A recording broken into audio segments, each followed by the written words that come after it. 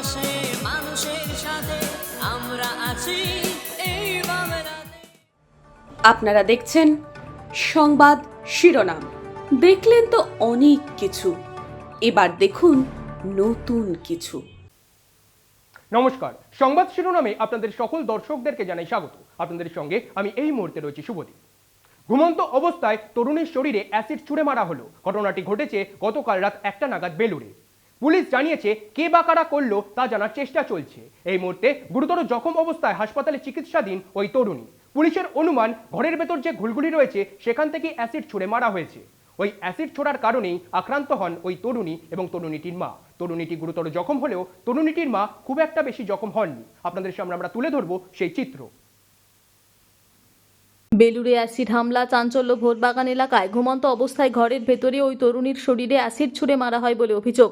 গতকাল রাত 1টা নাগাদ ঘটনাটি ঘটে। গুরুতর জখম অবস্থায় তরুণী হাওড়া জেলা হাসপাতালের বার্ন ইউনিটে চিকিৎসাধীন। ঘটনার তদন্তে বেলুড় থানার পুলিশ। বৃহস্পতিবার সকালে ঘটনাস্থলে যান হাওড়া সিটি পুলিশের উচ্চপদস্থ আধিকারিকেরা।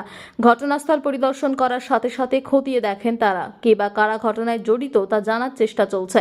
হাওড়া সিটি পুলিশের ডিসিপি নর্থ বিশপ সরকার জানিয়েছেন, অভিযোগের ভিত্তিতে তদন্ত শুরু হচ্ছে। তবে ঘরের দেওয়ালে যে ঘুলঘুলি রয়েছে সেখান থেকে অ্যাসিড জাতীয় কিছু তরল ঘরের ভেতরে ছুড়ে দেওয়া হয়েছে বলে অভিযোগ। তাতে ওই তরুণী ও তার মা জখম হন। তবে মায়ের আঘাত খুব একটা বেশি নয়। তদন্ত শুরু করা হচ্ছে। ওই তরুণীর পরিবারের লোকজন ও প্রতিবেশীরা ঘটনার কারণ সম্পর্কে কিছু জানতে পারেননি। তবে প্রত্যেকেই অবিলম্বে দোষীদের গ্রেপ্তারের দাবি করেছেন।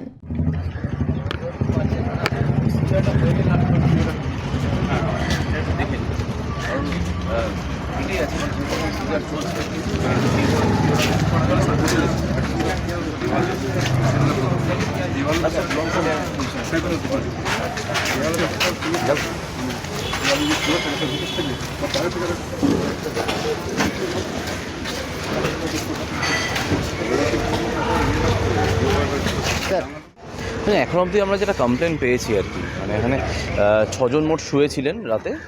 ওই আপনারা হয়তো ওখানে দেখেছেন একটা ঘুলঘুলি টাইপের বানানো আছে, মানে 7-8টা ইট মিসিং আছে এয়ার সার্কুলেশনের জন্য। তো এনাদের যেটা কমপ্লেন আছে সেটা হচ্ছে রাত্রিবেলা কেউ কোনো অ্যাসিড জাতীয় কোনো ছুঁড়ে ফেলেন, এই আছে। ইনজিওর কে কে?